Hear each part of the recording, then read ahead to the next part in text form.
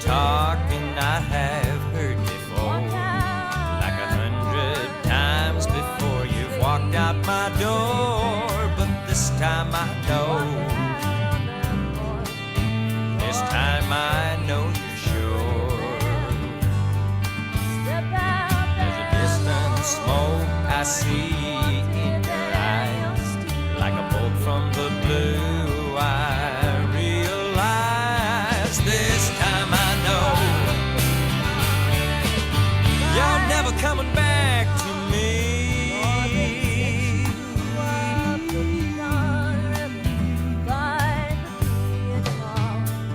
I've tried so hard and I know you have too.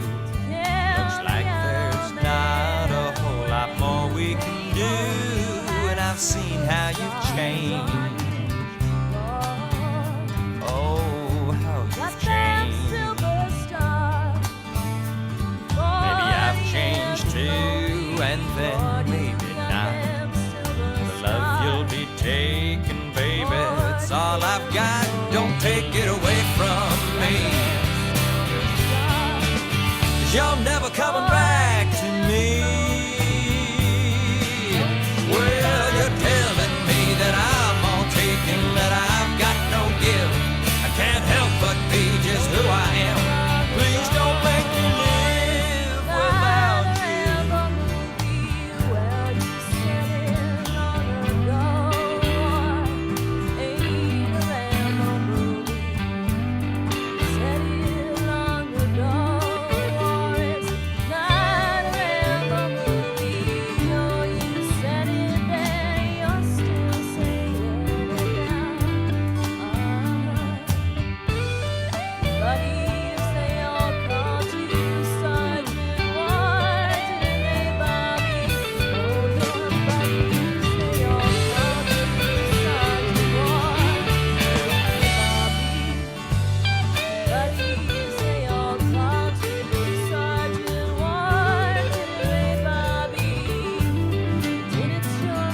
The way things are going, we've both seen before, like 100 times before you've walked out my door. But this time we both know,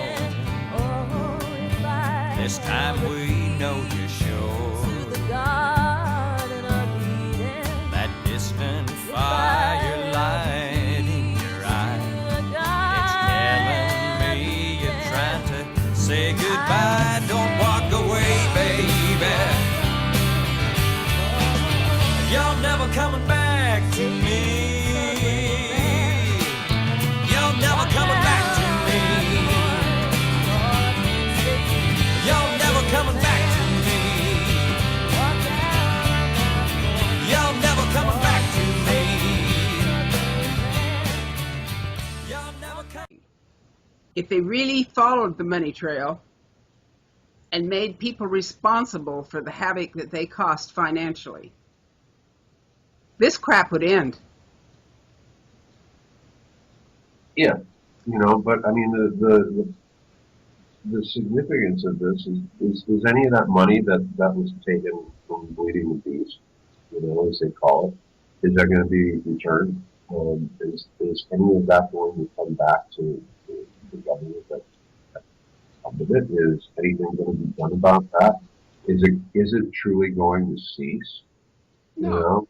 No, because they're not even going to carry it clear through. Look back at the Kingstons. They've been fined for money fraud before. But guess what? The fine was not as big as the money they made. So it had no effect whatsoever. No. So I mean, you're playing and you go, okay, I've got a bit of a fine here, so I still came out ahead. It's playing the odds. It's like the house never loses in Las Vegas. Well, the frog never loses in the bigger world. But we're kind of getting into that kind of situation though, where the fraud thing just keeps growing. I mean, let's look at what happened with Cliven Bundy out in Bunkerville. Yeah. He has ties to that community. It's part of his background. I mean, he was preaching some pretty wild stuff out there when they were going through the standoff with the BLM folks. I mean, look closely at what he said. You know, a guy like that is equally dangerous because he's got kind of malicious stuff behind him that's gonna drop the hammer on somebody, and it's all again in the name of God, revolution, and you know the Western way, if you will. You know, not all cowboys wear white hats. Hey, well, you know, Ed, when you go back to Barlow and Bundy, if you go back just a little bit further, you find the same names. I can send you the link tied in with Allred and Coons and etc. What I'm trying to say is that their roots come from the same polygamous families, and I believe they're still actively involved. Well, I mean, look at Hillsdale, Colorado City area. It was founded, and for many years it was. I mean, everybody down there just about can trace their bloodline to three families. Right. The same can happen with olives. The same can happen with Kingston. The same can happen. So I mean, yeah, they're part of the group that founded, that settled, that participated in that. And look where they are. You know, I mean, look what Five and Bundy is. He's out in the middle of nowhere. Right. Where you can get away with a lot of this stuff for a long time. Well, the FLDS have notoriously been forever anti-government. Oh yeah, well, it's not only a matter of polygamy, you know, and that's the case that has existed with the FLDS. Everybody just thinks it's a polygamous thing. It's beyond that, as we're finding out with the fraud cases and with the sexual abuse cases and such amount, and it's crazy. But it's not just a one-trick pony. It's a big, broad spectrum of things. People need to look at the full context. Again, my favorite word when discussing it. The full context of what goes on. It's not just one thing. No, it's control and slavery. Yeah. It's financial, emotional, intellectual control and slavery. Yeah. So I mean, you know, to hear it's not they're the ones that are carrying the grudge against the Fed. You know. Yes, they are carrying it forward, and that's where it settles on. That's the point of contention. One of my family members recently told me that San Pete County, Utah, now currently has such a large polygamous count that they will, if they don't already, have the vote in San Pete County, Utah. Well, and that's how it all was established. I mean, you know the history as well as I do. Is that they were moving across the country. There were these little enclaves that they took over, and they made quite a bit of money. You know, they became economically self-sufficient in some places that they went into. They took over the local government. They took over the local economy. They took over the local law enforcement. And, you know, you come into my backyard and you do that, I don't think I'm going to be real happy with you either. Right. But nothing's changed as far as the fundamentalists are concerned. In every group, they take over the money, and it's easy to take over the money if you breed the women like cattle and enslave the people into work with no wages for God. Yeah. I mean, come on, Ed, look at them. The leaders are always stinking rich. Well, yeah, I mean that's the process. I mean, you just funnel it back into the church and the church leaders. I mean, you know, we tracked when I was at the newspaper. We tracked money and found it going offshore. You know, they talk about the amount that's out there now, and that's only a fraction of it as far as I can see. That's only a fraction of what they've got. Right. You know, I would bet that there's at least 5 times, 6 times more that's not known about. That's put away. It's off foreign offshore banks. Yeah. So if Lyle were able to get out of jail and await his trial, he would probably be offshore too. Well, I don't know if he would be, but he would certainly be getting money from there. And there are some pretty top guys that have enough cash on hand to hand over $50,000 to $100,000 in cash to help them stay out, like they were doing with Warren. I mean, there was a significant amount of money. It was $54,000 that Warren had in cash when they picked him up, and there were a number of prepaid credit cards that he had access to. He could have gone for a long time on the money he had on hand. Well, it's a pretty pathetic thing. I don't know how we can educate these people when they're cut off from the rest of the world and they're not allowed to listen to the radio or the television or the news or the internet. And they're really in bondage to their own ignorance. The pathetic thing about it is that the larger number of them are innocent. Yeah, and I think there's one way to start, and I think that would be to either put some huge restrictions on homeschooling or eliminate it entirely in the state of Utah. I don't know what advantages you get out of that, and I don't know what rights you really have. I don't see it as being an issue with that. I think it's a very dangerous thing, and I think that especially when it's so poorly monitored as it is in Utah, I think it's a horrible thing to give them as an arrow in their quiver, as they would say. It's a horrible way.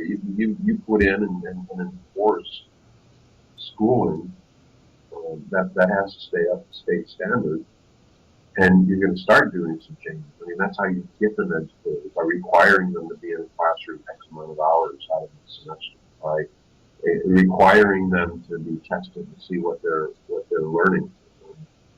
It's that recycling of the process. The education process begins when very young. It's difficult to educate the older folks, but starting with the kids and expose them to reality, and let them know that indeed there were dinosaurs that roamed here. Yeah. Yes, they are really victims of their ignorance, and that would really help. It would help a lot.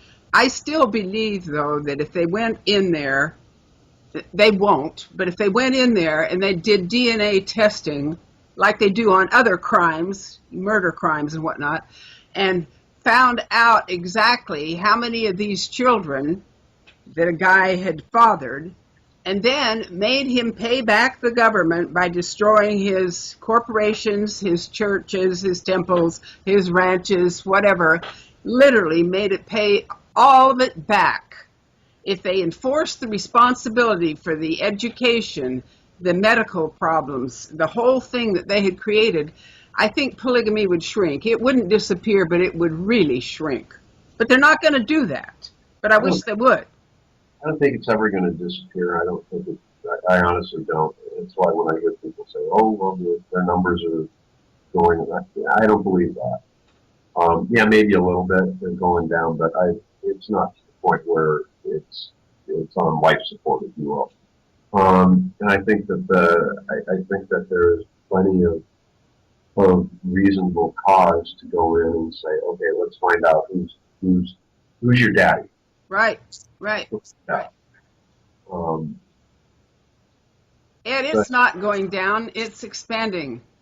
It's expanding. My dad went to prison in 44 and 45, and you look at those 15 guys that were in prison, in the name of religious persecution. Every one of them had charges against them for child brides or taking a child across the border for sex. Every one of them. Every one of them. Those are the basic 15 men that helped to found the biggest cults that we've got today. In 1953, when they had those raids, it expanded. My dad probably had his only claim to fame when he got his picture in the paper, when he went to jail. It's organized crime. It expanded. Why? Because more people could see how easy it was to victimize the innocent. And they came in. Well, it destroys a lot of the importance of what faith is supposed to be based on. It pushes people away from ideals and from behavior that is, I think, necessary to have a functioning society. That's tragic. You know, we all got to believe something or serve somebody and be something to live up to. All this does is just push people farther away from what truly is right and wrong. And, you know, those decisions that are supposed to be part of how we live and move about this planet. You know, it's sad, and it's a criminal organization. It's an unhealthy situation. It's something that is on that borderline, you know, gray area that is almost impossible to deal with legally. You know, I mean, let's be honest about that part of it too. You know, we have certain First Amendment rights that are very, very important. Part of it is faith, but there's also, you know, erring on the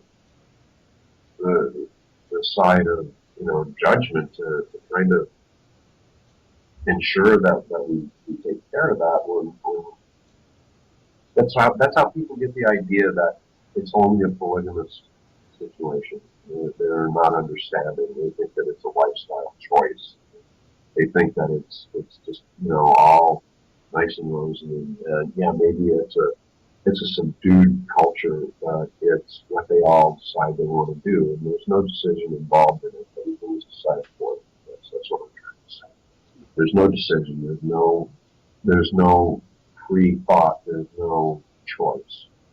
Everything is dictated, and that's where you run into the problem. You know, it's where you have ignorant minds, and I mean ignorant minds because they're uneducated. You have unfaithfulness of the sort to a false prophet, if you will, and you have blind obedience to the point of violence if necessary, and completely criminal activity. And that's what's going on. And that's what we're combating. That's absolutely correct. I am not suggesting punishment. I'm suggesting responsibility. Of course, FLDS people think that responsibility is punishment. Yeah, you know, it's been traditional in that organization. You know, I'm not accountable for it. It's not my problem. You know, anything that we do is a revelation to our prophet. Well, wait a minute, back up here. You know, wait a minute. He's making this up as he goes. You know, but they're not seeing that. But see, that's the truth. That's the knife. They lead them down the primrose path because they start wondering who is right, not what is right. If they throw out any concept except what is right, they can start to think straight. But as long as they're searching for who is right, they're lost. Well, yeah, and that's where the problem again lies, because the who is usually so dominant. So, you know, the whole situation in Utah has been primed from the beginning of this concept that a prophet can speak for everybody. We have a new prophet. All these polygamous leaders, every one of them claim to be the one and the only prophet of God on earth, the one and the only true mouthpiece. Yet, they're perfectly willing to barter daughters back and forth between them. I have polygamous female relatives in every single cult that claims or blames Mormonism. And each one of those men claim to be the one and the only true mouthpiece of God on earth. And Utah's famous for this. well, of course they are, and it's relevant to the power that they claim and the money that they can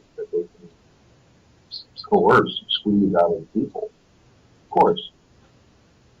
They do it because it works. That's the point. If it didn't work anymore, it's efficient. Yeah. It works. Yeah, it really works. If they had to be responsible for the children that they spawn,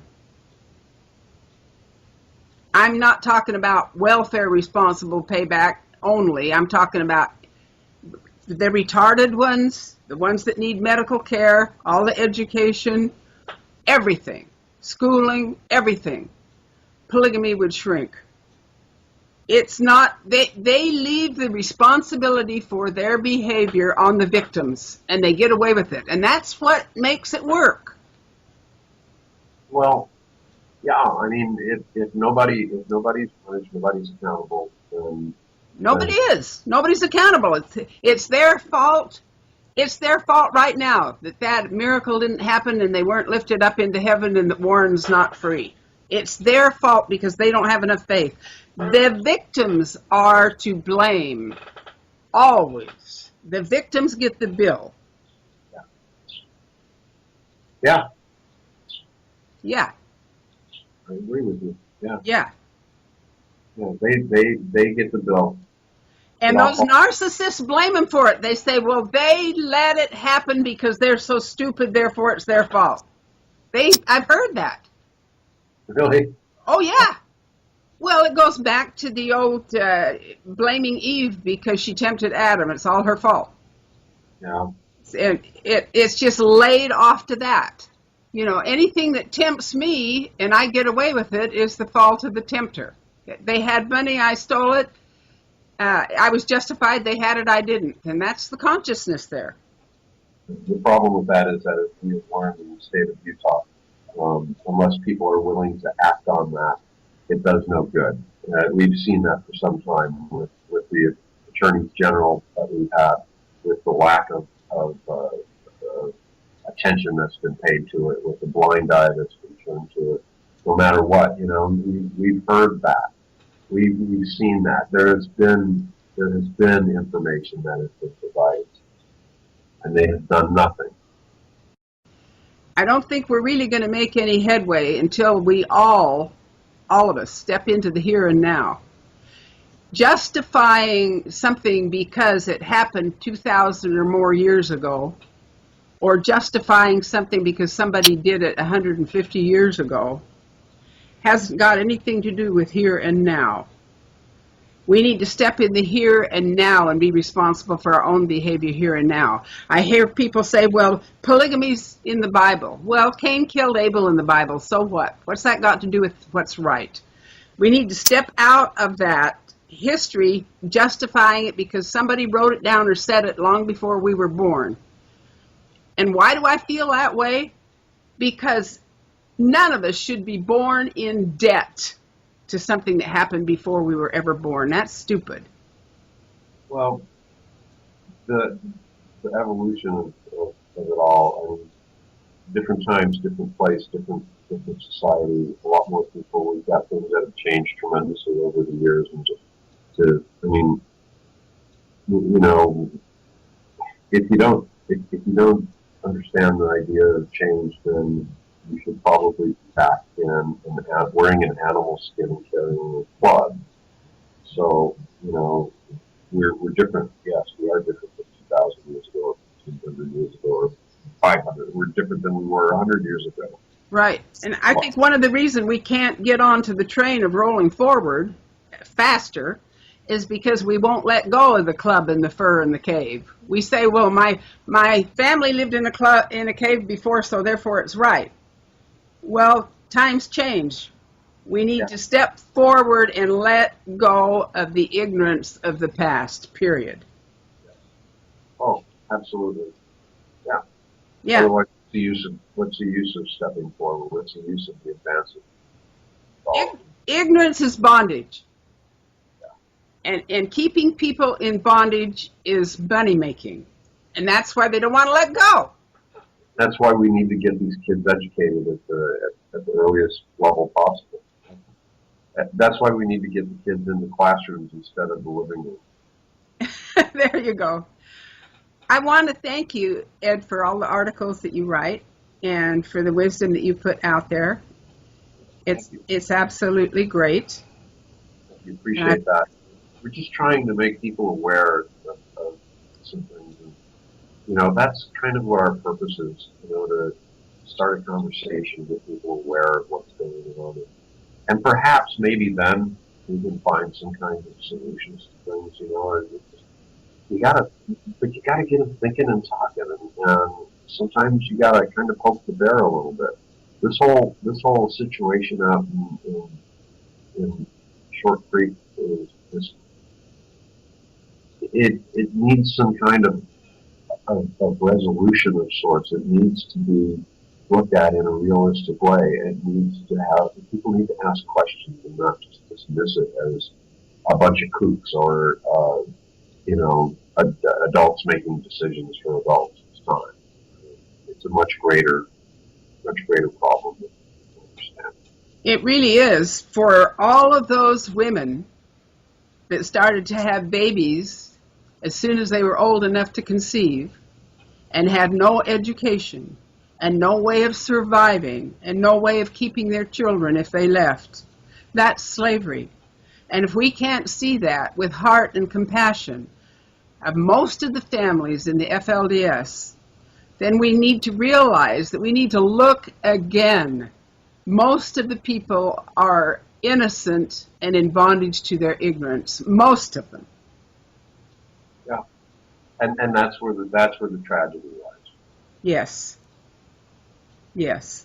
And there are even men that grew up in that religion, that have become powerful men in that religion, that are literally owned in fear in that religion. Well, and again, as we said at the very beginning, you know, fear is a great motivator. Fear is a great persuader. Fear is a great controller. And people who are trying to control large numbers of others use it very effectively. You know? Yes, they do. Yes, they do. I want to thank you for all the educational things you do, and once again for allowing me to do this interview. Anytime. Thank you so much.